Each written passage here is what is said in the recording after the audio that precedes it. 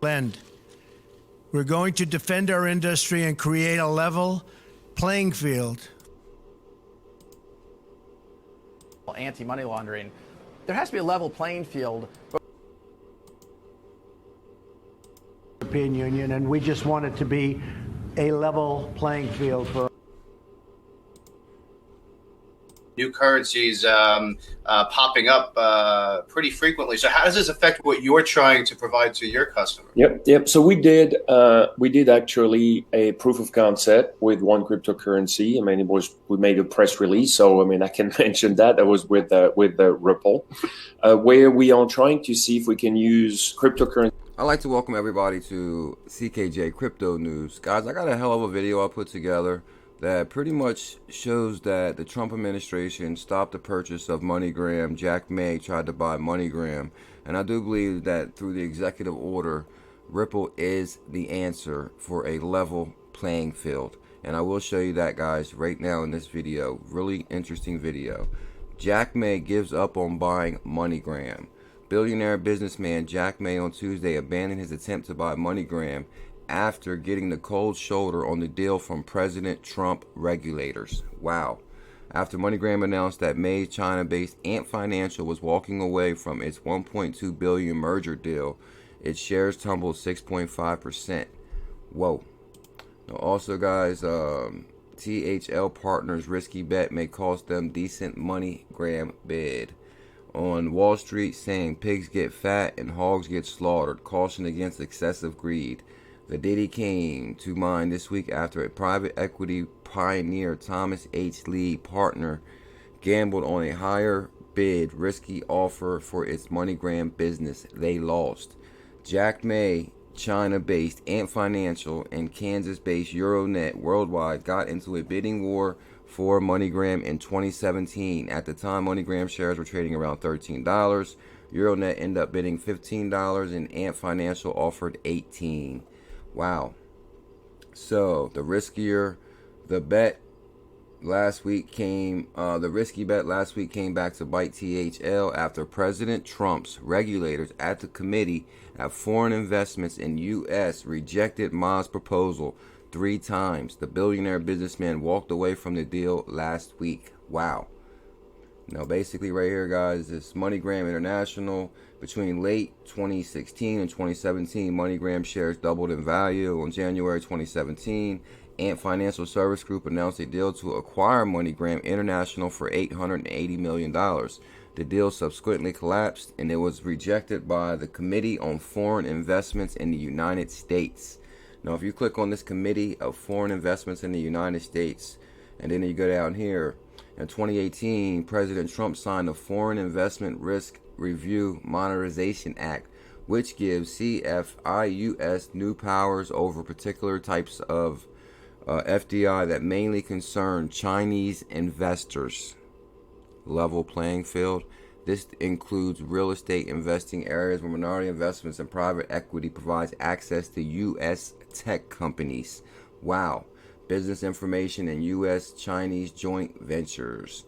Wow, that's amazing right there. I did not know that. So then I got to thinking a little bit more. I said, hold on. Well, I know that Ripple's in the executive order. I said, well, hold on. Is MoneyGram also in the executive order? So I repulled the MoneyGram. I repulled up the Trump executive order right here, guys. A financial system that creates economic opportunities, Department of Treasury. And like I've showed this to you guys before. If you go to right here, this is also written by Secretary Stephen Mnuchin. Signed by Donald Trump, Executive Order 13772, Core Principles on Regulating the United States Financial System. Now, like I said, guys, we know Ripple's in here on page 194, but I kind of got to thinking back. I said, hold on, is MoneyGram in there also? Because I do believe there's something huge going on with MoneyGram, the Trump administration, the executive order, Ripple signing on, them stopping the deal from Jack May purchasing MoneyGram, basically stopping China to control. And MoneyGram is the largest money remittance provider in the world. Now, if you go to, well, here's Conference of State Bank Supervisors. I want to highlight that too to show you guys something. But if you go to right here, here is MoneyGram. MoneyGram's on here. MoneyGram. There's MoneyGram right here. So MoneyGram is in the executive order. Also, Google, Goldman Sachs, guys. I actually ran across some really good information. I should have pulled it up. Goldman Sachs actually owns a percentage of MoneyGram also. Damn it, I should have pulled that up. But we'll move forward with this one. Now, one other thing I wanted to highlight, guys, is also in the executive order is Conference of State Bank Supervisors. Now, if you recall, Ryan Zagone just got elected to the Digital Task Force in New York as an advisor. Now, Ryan Zagone is also, it's an honor to be selected for the U.S. State Regulators' new advisory board. CSBC announces FinTech Advisory Panel and a Vision of 2020 initiative to basically go cashless, guys. So it's CSBC right there and CSBC Supervisor. So Ryan Zagone is an advisor to Better Than Cash Alliance. Ryan Zagone just got elected to the Digital Task Force. Ryan Zagone is on the CSBS board, Better Than Cash Alliance, which ties to Bill and Melinda Gates. Guys, clearly you can see there's a cashless initiative. Now, one thing I wanted to highlight really quick, guys, is I highlighted this is the New York Crypto Task Force. Now, we know that Ryan Zagone, Director of Regulatory Relations, is on the New York Task Force, but I wanted to see if I could tie any of these other members to Ripple. The one I did tie right away was Sandra Rowe, CEO of Blockchain Business Council.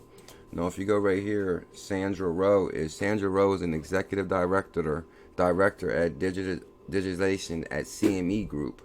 Now, if you recall correctly, guys, shout out to Bank XRP. CME Group are investors in Ripple. Wow, here's CME Group right here. Now we got Sandra Rowe, who's an executive on CME Group, who also just got elected to the Digital Task Force. So we got Ryan Zagone at Ripple. We got Sandra Rowe, who's the executive at CME, which is also an investor in Ripple. You kind of see what's going on here. Also right here, executive, CME Group is invested in Ripple. Sandra Rowe, prior to joining, Sandra Rowe is an executive director at CME, where she is responsible for the company's digital asset and blockchain distributed ledger technology initiatives. I wonder what's on their list of priority, XRP. No, real quick, guys, the other name that jumped out at me really quick I thought was kind of interesting. It has something to do with kind of like Trump stopping world global deals. Is this Ye? His name is Ye. Now, he's also elected to the Digital Task Force. Let me see. Right here, Ye. Yaya, I believe his name is, fellow of defense. Now, basically, if you go to his page, guys, really interesting former CIA analysis. So he's basically a former CIA agent. Now, one article that he published yesterday that stuck out is Crypto Rogues. Crypto Rogues. Now, guys, I will link all this in the description. I highly recommend reading this. What this is state advisory seeking blockchain sanction resistance. Now, what they're talking about is economies that are basically trying to avoid sanctions from the U.S. and trying to set up alternative ways to make money or alternative financial systems. And basically, this is why one of the deals was stopped with MoneyGram, because Trump administration, executive order, Ripple Labs is basically trying to create a level playing field. And basically, they're going to go into roughly Venezuela national cryptocurrencies, because there's sanctions against Venezuela and how they created the Petro coin, or basically to circumvent sanctions. Russian financial institutions are launching multiple blockchain technology projects to float corporate bonds and hold digital assets in a new depository platform.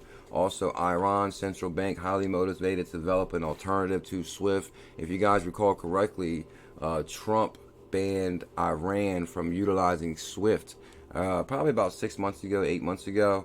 China is less threatened by U.S. sanctions other than advisories, but displacing U.S. influence in the global financial system is a national priority. China's central bank is devoting significant resources and expertise to blockchain research and digital currency development. China's engagement in blockchain payment systems may be the biggest variable in sanction-resistant efforts. So basically, the new CIA agent that got elected to the Digital Task Force with Ryan Zagone and Rowe from CME Group, basically he's come up with some really interesting ways to try to, prevent these guys from circumventing sanctions. Possible scenarios that would make blockchain sanctions resistant at a larger threat. So interesting, guys. I'm telling you, this is a really good read. Venezuela, a failure launch provides lessons for others. They basically focus on Venezuela, Russia, China, which ones are basically, not beating to the same drum. So, a veteran sanction evader adds blockchain to its toolkit. If you even just listen to the way that sounds, Iran, a veteran sanction evader, like they're like the master at it. Facing U.S. sanctions for over 40 years, Iran has developed an extensive evasion network and methods. Even so, the U.S. has demonstrated that it still can impose substantial costs on Iran by cutting it off from the global financial system. Plans within plans. By cutting it off from the global financial system. SWIFT disconnected more than 24 Iranian banks in early November 2018. See? Just days after the U.S. Treasury threatened to impose sanctions on Brussels-based messaging service if it continues servicing designated Iran financial institutions. Sanctions have impacted Iran's ability to export crude oil, leading to a historic low of less than 500,000 exported barrels a day. Now, so basically, this is amazing, guys, that they would even put him on the task force, because they're actually trying to figure out ways where, hey, we can have a level playing field and where economies can't circumvent sanctions from the U.S. And I do believe that XRP is truly the answer, and so does the MoneyGram Exec. MoneyGram Exec predicts crypto takeover after tests with Ripple XRP. And this is the guy that nobody heard about. We've heard about the CEO, Alex from Ripple, and then we heard about Bearable Guy highlighting the meeting, and Alex basically spoke, but I didn't. This guy Yuri Bibik actually floated under the radar. Yuri Bibik is MoneyGram's global head of product and innovation. Believes it's highly probable that cryptocurrencies represent the future of how people will shift money across borders. MoneyGram announced a partnership with Ripple in 2018 to test digital assets' ability to lower the cost and increase the speed of payments. Now, this is a really interesting one right here. Bibik says the worst kept secret about international remittances is that the value isn't really moving across borders. When someone sends money overseas, companies pre-fund bank accounts in countries around the world are able to power the global remittance industry. I never really thought about that, the way he put it. It's like basically money does not move.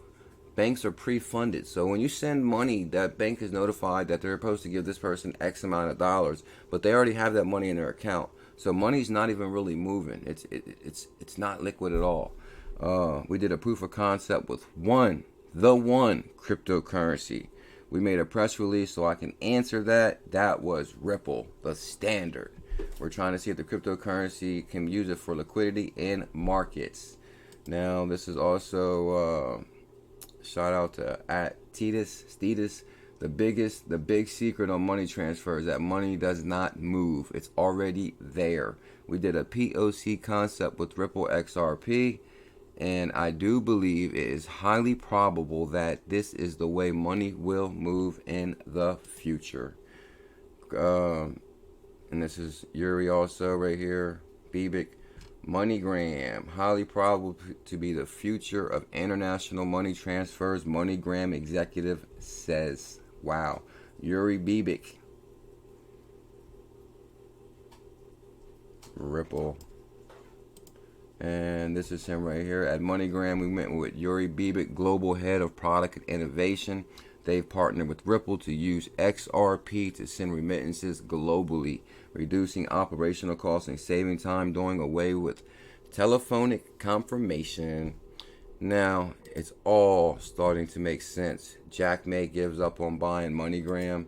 No, basically, guys, for even the Trump, after President Trump's regulators at the Committee of Foreign Investments on the U.S. rejected Miles' proposal, the billionaire businessman walked away from the deal. And I actually did a lot more research on this, guys. Come to find out, Goldman Sachs owns a percentage of MoneyGram, and I didn't know that. And Trump's cabinet is all Goldman Sachs bankers. But for this foreign investment risk modernization act to step up and stop this deal with MoneyGram, and then for MoneyGram and Ripple to be in the executive order, I truly do believe we're witnessing the birth of the global digital currency, and his name is XRP. What do you guys think about that? The CKJ coin will come down right now. Smash that coin and subscribe to the channel. I really appreciate your time. Much love. Mahalo. Have a wonderful day. XRP, the standard.